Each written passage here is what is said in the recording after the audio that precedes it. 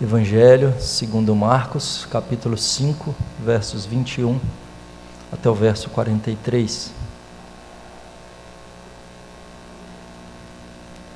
Diz assim a palavra do Senhor: Tendo Jesus voltado no barco para o outro lado, afluiu para ele grande multidão, e ele estava junto do mar.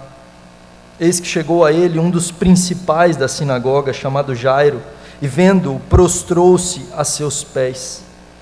E insistentemente lhe suplicou: Minha filhinha está à morte. Vem, impõe as mãos sobre ela, para que seja salva e viverá. Jesus foi com ele. Grande multidão o seguia, comprimindo-o.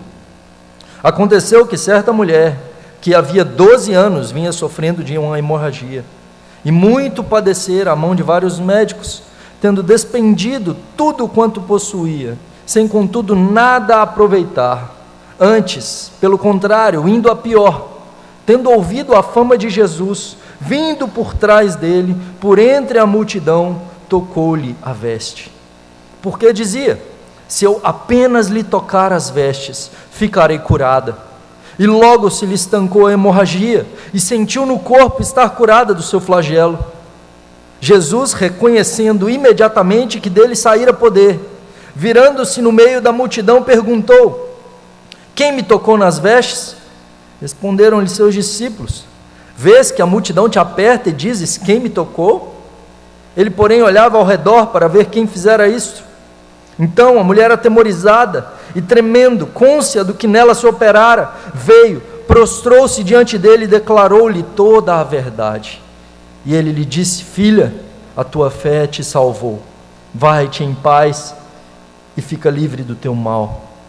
Falava ele ainda, quando chegaram alguns da casa do chefe da sinagoga, a quem disseram: Tua filha já morreu, por que ainda incomodas o mestre?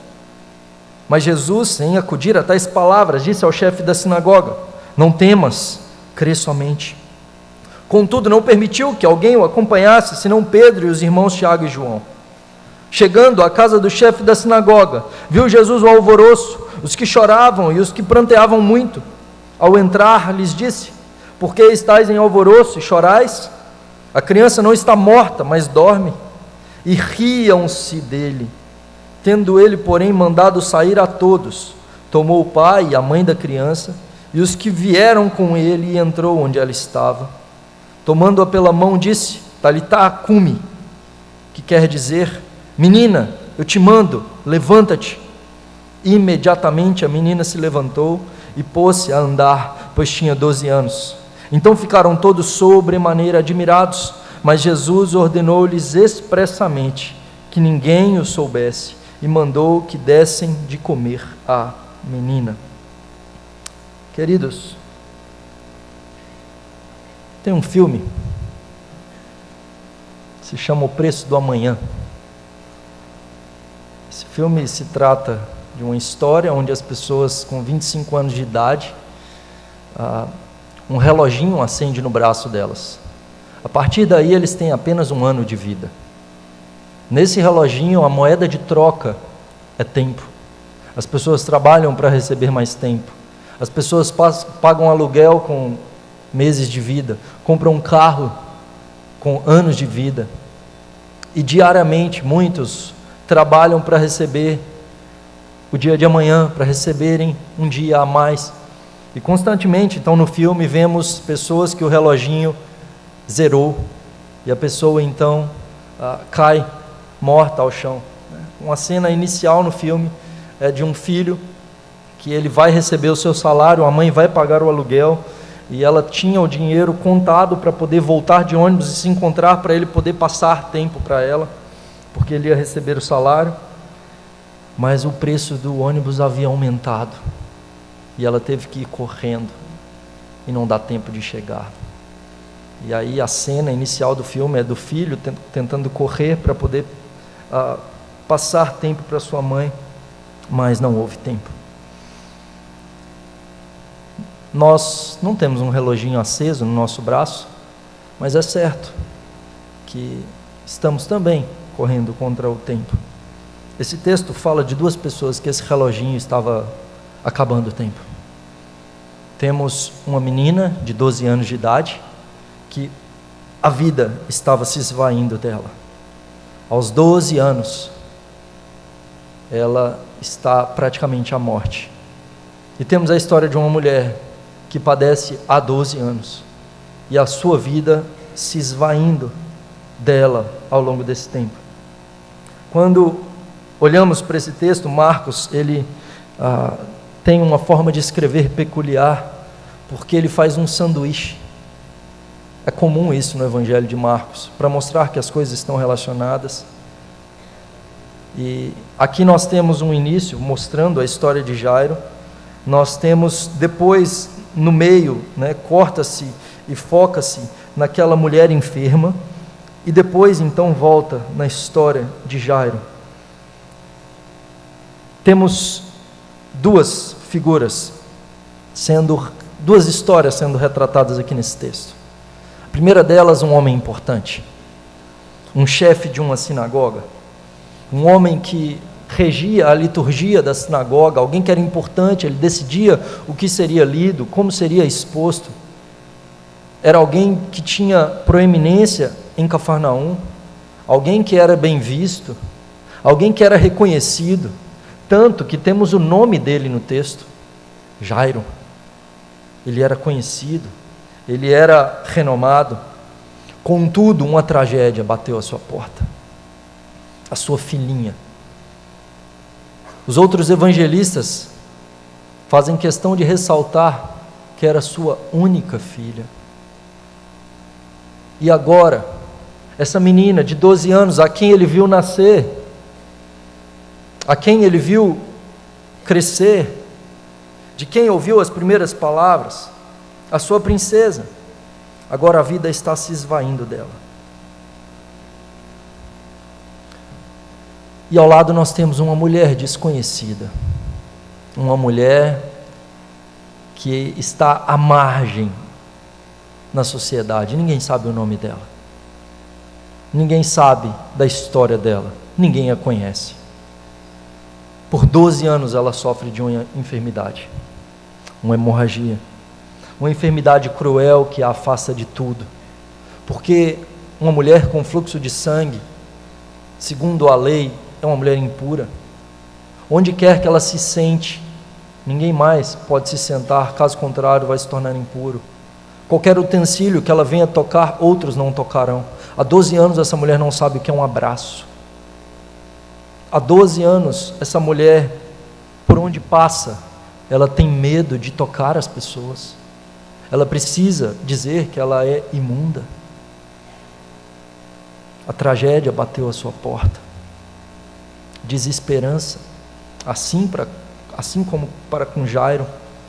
Aquela mulher por 12 anos sofre e ela gasta tudo que tinha. O texto não diz se ela era rica ou não, o texto diz apenas que agora ela é muito pobre, ela não tem nada, ela gastou tudo. Um desastre, sem qualquer esperança. A tragédia bate à nossa porta, queridos. Nós passamos por tragédias, nós passamos por momentos, talvez como essas duas pessoas. Todo tipo de tragédia pode bater à nossa porta, seja um acidente no trânsito, seja uma enfermidade, o luto, seja uma ultrapassagem errada, um sinal vermelho, um motorista bêbado, uma piscina não coberta. Todo tipo de tragédias nós podemos passar. E Marcos relata para nós essas duas histórias. Em primeiro lugar, nesse texto, nós veremos que Marcos faz muitos paralelos. 2. Em primeiro lugar, nós vemos duas pessoas que são desafiadas a crer, duas pessoas que creem, duas pessoas que têm fé. O foco desse texto não se trata da cura ou da ressurreição. O foco desse texto se trata de fé em Jesus, de confiança em Cristo. Em primeiro lugar, então, nós vemos Jairo, e Jairo tem fé, só que a sua fé é provada. A fé de Jairo é provada por pelo menos 3 vezes. Ele, quando chega para poder pedir a Cristo, para poder clamar ao Senhor Jesus, diz o texto bíblico aqui em Marcos, que ele se curva perante Jesus, ele se prostra aos pés de Jesus. Os outros evangelistas fazem questão de retratar que Jairo, quando chega diante de Jesus, o adorou. Jairo reconhece quem é Jesus, ele crê, ele tem fé no Senhor Jesus, ele é um conhecedor das Escrituras, ele reconhece que Cristo é o Messias, ele reconhece a divindade do Senhor Jesus, ele sabe que Cristo tem poder para curar a sua filha, e ele, sabendo disso, ele vai até Jesus. Nós vemos a fé desse homem. No segundo lugar agora, no segundo momento, esse homem tem sua fé provada, porque há um atraso. Ele corre até Jesus, e veja, queridos, imagine que você tem seu filho ou sua filha em uma ambulância, e ele está morrendo, os batimentos estão caindo, e você encontra uma terceira ponte interditada e com muito trânsito e precisa atravessá-la para poder levar até o hospital. Que desespero! Há uma multidão comprimindo Jesus, o caminho é lento, atrasando. Sabe quando a gente quer que vai, fala, vamos aí, ajuda. Para piorar, Jesus para. Há uma outra mulher ali, e talvez isso leva tempo, aquele discurso, aquele momento, aquela situação. Tinha mais alguém precisando de Jesus? No terceiro momento, a sua fé é provada, ele continua firme, sendo desafiado pelo Senhor Jesus a continuar crendo, e a olhar para a fé daquela mulher. E no terceiro momento ele recebe uma ligação, não é bem uma ligação, não tinha celular naquela época, mas é algo parecido. Sua filha morreu, sua filhinha de 12 anos morreu, não incomodes mais o mestre. Jesus se dirige a Jairo dizendo, não temas, não temas, crê somente. Jairo, um homem que crê, mas que tem sua fé sendo desafiada em face das tragédias, em face da demora, em face do luto. E temos essa mulher enferma. Esse texto de Marcos sempre mostra mulheres exemplares no caminho de Jesus, e essa era uma delas. Ela é um exemplo de fé para nós. Quando essa mulher chega até Jesus, ela toca nas vestes de Jesus, ela tem que ultrapassar todo o medo, a angústia, mas ela crê, ela sabe quem está diante dela, ela reconhece quem está diante dela, e ela vai até Jesus, mesmo podendo ser morta. Ela sabe disso e por isso ela teme, mas ela vai até Jesus. E diz o texto bíblico que Jesus, quando ele se dirige àquela mulher, ele diz, a tua fé te salvou, a tua fé te salvou, vai em paz e fica livre do teu mal. Jesus aplaude a fé daquela mulher, vai, fica livre do teu mal. Jairo, logo em seguida, recebe a notícia da morte da sua filha. Falava ele ainda, Jesus, àquela mulher, vem a notícia, sua filha morreu. E o texto é como se estivesse dizendo para Jairo, Jairo, você ainda tem fé? Você viu o que aconteceu com essa mulher? Apenas creia, não temas, apenas creia. Apenas creia. Duas pessoas que têm fé, e diante das tragédias, diante das aflições, temos a fé sendo provada, mas as palavras de Jesus dizendo para nós, não temas, crê somente. O que talvez tenha tentado abalar a sua fé, querido? As finanças difíceis, o luto, a enfermidade, a crise no casamento, no lar, as dificuldades com os filhos. A palavra de Jesus para nós nessa noite é: não temas, crê somente. Em segundo lugar, nós temos, além de duas pessoas que creem, nós temos duas filhas que sofrem. Temos uma filha que morre aos 12 anos. E temos uma filha que sofre e vê sua vida se esvaindo há 12 anos. A mulher teve fé e Jairo é chamada a ter fé. A mulher fica enferma por 12 anos, a filha de Jairo tem 12 anos. Veja os paralelos que Marcos desenha para nós nesse texto. Vemos essa mulher atrás de Jesus, ela toca por trás de Jesus, e essa palavra atrás de Jesus, normalmente é ligada no Evangelho de Marcos com a postura do discípulo. Em Marcos capítulo 1, os versos 17 e o verso 20, Jesus diz aos seus discípulos: vinde após mim, atrás de mim, e eu vos farei pescadores de homens. E aí no verso 20 diz: deixando eles no barco a seu pai Zebedeu com os empregados, seguiram atrás de Jesus, após Jesus. Essa mulher está na postura de discípula de Jesus. E assim é o que Jesus diz em Marcos 8,34: se alguém quiser vir após mim, atrás de mim, a si mesmo se negue, tome sua cruz e siga-me. Marcos desenha essa mulher como um discípulo a quem devemos imitar. Ela está no lugar certo, ela tem fé e ela é curada. Sabe do que mais ela é chamada, além de ter a sua fé elogiada? Jesus a chama de filha. Verso 34, ele lhe disse: filha, a tua fé te salvou.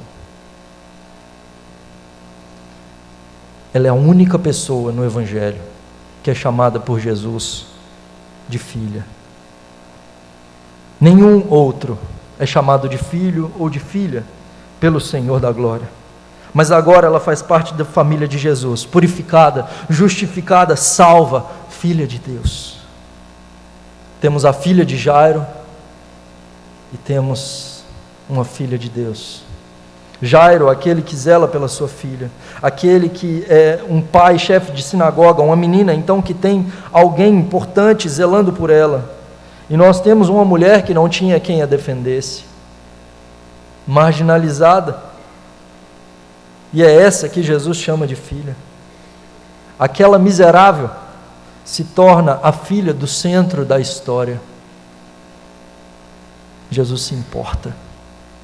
A agenda de Jesus não é a agenda dos homens. Jesus se importa com aquela mulher a ponto de parar, a ponto de chamá-la de filha, a ponto de olhar para a sua necessidade. Ele é o Deus que para os que não são importantes. Ele é o Deus que para porque Ele se importa. Talvez ninguém esteja vendo, mas Deus vê. Talvez você pense que ninguém se importa, mas Deus se importa. Deus se importa. E eu não sei que desastre talvez aconteceu com você nesse ano.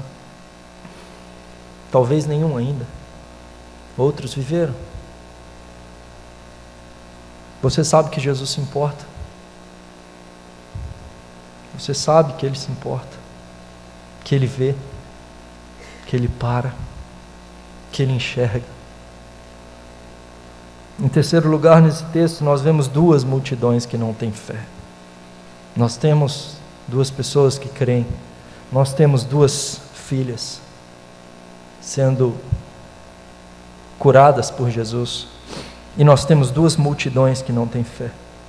A pergunta que é feita para nós é: você terá fé como essa mulher, ou você será como essas duas multidões que não têm fé? Veja o verso 30 e verso 31. Jesus, reconhecendo imediatamente que dele saíra poder, virando-se no meio da multidão, pergunta: quem me tocou? E respondem para ele: veja que a multidão te aperta e dizes: quem me tocou? A ironia do texto é que Jesus sabe quem o tocou. Jesus sabe, Ele é o Deus onisciente. Ironia maior é que a mulher também sabe que ela tocou em Jesus. Quem é que não sabe? São justamente aqueles que estão estão rindo, estão irônicos com relação a tudo isso. Eles não conhecem Jesus ainda. Eles não conhecem o seu cuidado, a sua misericórdia e o seu amor. A agenda deles é outra. Os olhos deles ainda não veem como Jesus. Eles não têm fé. A segunda multidão, verso 39, leia comigo. Ao entrar lhes disse: por que estáis em alvoroço e chorais? A criança não está morta, mas dorme. E riam-se dele. A multidão ri dele. Quem ele pensa que é? Ele não entende que ela está morta. Eles não o conhecem também. Eles não sabem do seu cuidado, do seu amor, da sua misericórdia. Eles não têm fé. Mas Jesus chama Jairo a ter fé. Será que somos como essas duas multidões? Será que na história nós estamos olhando dessa maneira? Com os olhos que não são os olhos de Deus, sem misericórdia, sem graça, sem fé. Deus nos salvou em Cristo da condenação eterna. Deus é aquele que nos livra do mal e somos incapazes de confiar nele diante de tragédias temporárias. Somos chamados a olhar para Jesus, a olhar para Cristo e continuar dependendo dele desesperadamente, assim como essa mulher enferma dependeu. O texto também nos mostra, em quarto lugar, duas pessoas que sofreram. Duas pessoas que sofreram. No texto bíblico, queridos, do Evangelho de Marcos, apenas a palavra, o verbo sofrer, é usado apenas para duas pessoas. Aqui nesse texto, que é dito no verso 25, que essa mulher estava sofrendo havia 12 anos. Ela estava sofrendo havia 12 anos. Além disso, apenas duas pessoas é utilizado o verbo padecer, verso 26, e muito padecera na mão de vários médicos. Essa mulher então estava sofrendo e padecendo. E esses dois verbos são usados apenas para mais uma pessoa no Evangelho de Marcos. Em Marcos 8, capítulo 8, verso 31, Jesus começa a ensinar e diz que o Filho do Homem, era necessário que o Filho do Homem sofresse muitas coisas. Esse verbo é usado para o Filho do Homem, o Senhor Jesus. Além disso, o verbo padecer é usado apenas para Jesus em Marcos 8, 31 e em Marcos 9, 12. É necessário que o Filho do Homem padeça muitas coisas. Marcos traça um paralelo entre essa mulher e o próprio Cristo, entre o sofrimento dessa mulher e o sofrimento de Cristo. Sangue só é dito sobre sangue, somente duas pessoas sangram no Evangelho de Marcos: essa mulher e Jesus. Em Marcos 14, 24, ele diz: isto é o meu sangue, o sangue da nova aliança derramado em favor de muitos. E na cruz, ele sangra. O que Marcos nos mostra é que essa mulher é alguém especial. Essa mulher enferma é uma verdadeira discípula de Jesus. Diante do desastre, ela depende desesperadamente de Jesus. E nós somos chamados no nosso sofrimento a sermos imitadores do nosso Senhor, crendo nele, confiando nele. Não temos razão para ter medo. Não temas, crê somente. Por fim, quinto lugar, esse texto mostra duas pessoas que são tocadas. Duas pessoas que são tocadas. Verso 41 e verso 42. Tomando-a pela mão, disse: Talitá cumi. Jesus toca aquela filha de Jairo e ela ressuscita. Veja o verso 25. Aconteceu que certa mulher... Veja os gerúndios, querido. Eu já falei aqui com vocês a questão dos particípios no grego. No grego existem particípios, que são verbos auxiliares. O particípio nunca vem só, ele vem para apontar um verbo principal. Nós temos 7 particípios até chegar no verbo principal, nessa construção do verso 25 até o verso 27. ele vai dizer: aconteceu que certa mulher, que havia 12 anos, vinha sofrendo de uma hemorragia, muito padecer à mão de vários médicos, tendo despendido tudo quanto possuía, sem contudo nada aproveitar, antes, pelo contrário, indo a pior, tendo ouvido a fama de Jesus, vindo por trás dele, por entre a multidão, tocou-lhe a veste. Esse é o verbo principal. Tocou-lhe a veste.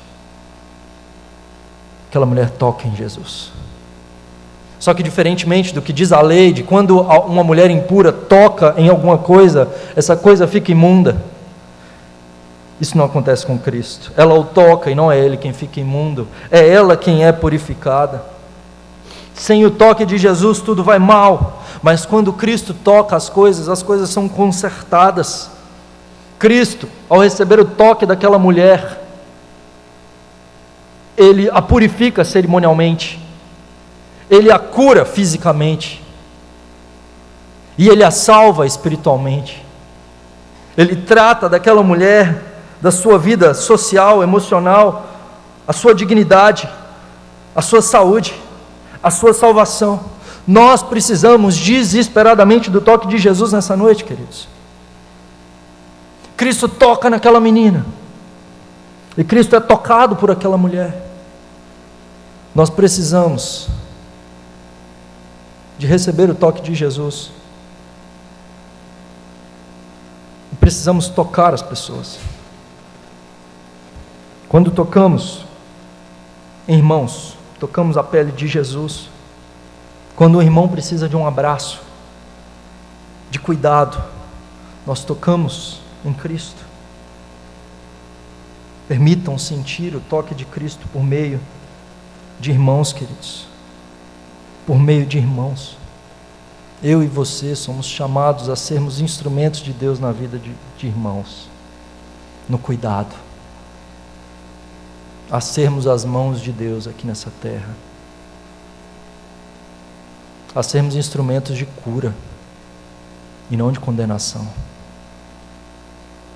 a sermos instrumentos de salvação, de graça, a agirmos com misericórdia, a crermos desesperadamente no nosso Senhor Jesus Cristo, mas dispostos a sermos tocados por Ele e a sermos instrumento dEle para gerar cura em outros. Deus quer usar a sua vida nessa igreja para que haja transformação, para que haja perdão, para que haja restauração, para que haja unidade. Que Deus nos abençoe, queridos.